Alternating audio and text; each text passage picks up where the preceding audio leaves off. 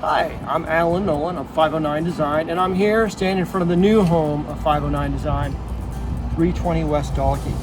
This is a building that's got a great history and has a really bright future, but it does have a lot of work in front of it. It's a building that has sat vacant for about a decade, and we've got to do a lot of work in order not only to make it suitable and beautiful, but also just to make it safe and a good part of the neighborhood again.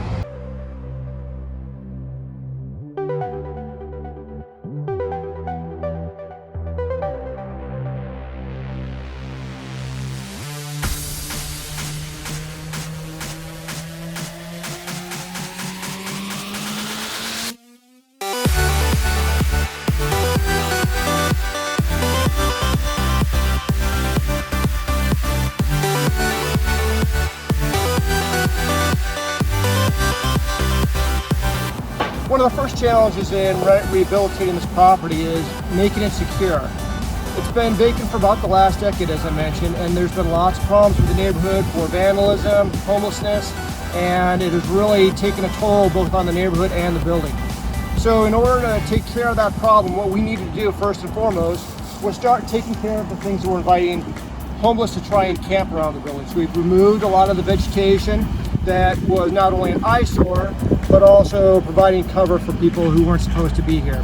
It's also going to set the stage for us to really put our own mark on it and make it a beautiful property. The other problem too is that we don't have any services, no electricity, no water to the property. So putting up lights again to discourage people who aren't supposed to be here is a problem. And that's one of the things we're working on today. So we've got Andy out here, and he has dug a trench. It's going from the power pole. It's going to be replaced when they come in and provide underground power to the building. And here you can see where we've dug our trench. It's going to bring power, and at the end of the week, 320 West Dalkey should once again have electricity.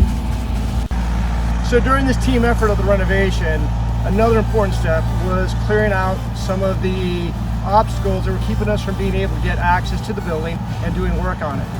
For example, we've got all this fencing that surrounded the building and was keeping us from getting heavy equipment initially. There were a lot of trees that had 10 or 12 years of uninterrupted growth that really weren't in great locations. So we were able to bring some folks in who wanted to use the fencing that we're getting rid of.